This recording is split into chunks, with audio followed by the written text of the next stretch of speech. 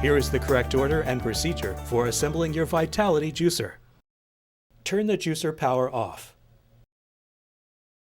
Set the juice bowl in place and press down to secure it to the motor unit. Place the strainer and blade on the juicer shaft and spin it clockwise. Locate the silver button on the side of the juicer. Push in while turning the strainer and blade clockwise until secure. Place the cover over the strainer and blade and bring up the handle until it's secured to the juicer cover.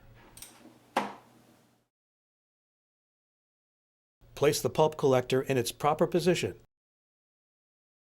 and slide the plunger into the cover.